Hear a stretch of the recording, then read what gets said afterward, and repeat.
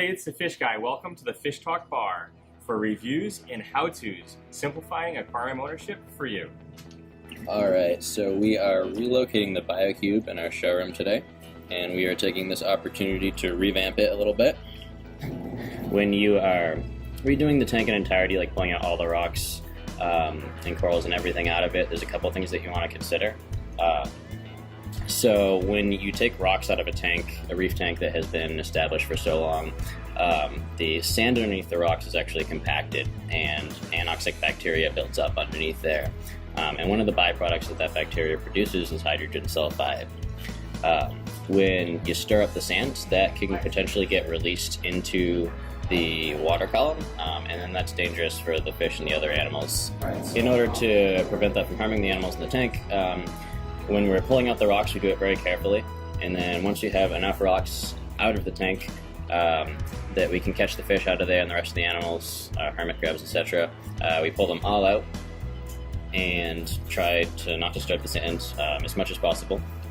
And then once all the rocks are out, we do stir up everything in the tank, stir up the sand so that we can sort of refresh, we get all that oxygen back into the sand bed, and we siphon out all the water, so we're basically starting with a fresh start. We won't fill it back up.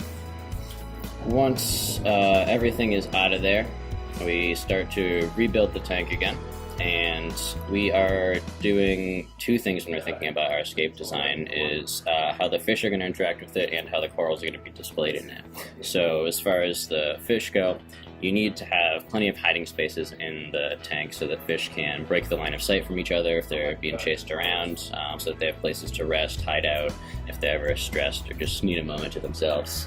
So you got to make sure that you are not just stacking piles of rocks, that you have caverns, you have little open areas for fish to scoot in and out of.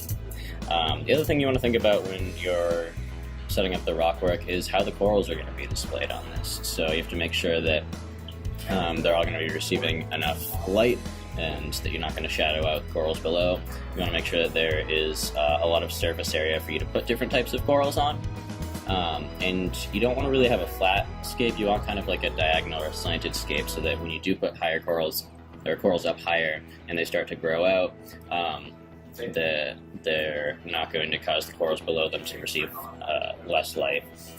And also it just sort of gives the tank a little bit more of a dynamic look rather than being flat. Stay tuned for part 2 of this, where we add the corals and fish into it. Education is one of the keys to simplicity in aquarium ownership. If there's a topic or a product that you'd like us to review and have a discussion on, let us know by commenting or direct messaging us. Check out our YouTube channel at YouTube/FishGuyTV. Give us a call at 877-FISH-TALK or drop us a line at support@somethingfishyinc.com. We look forward to connecting with you.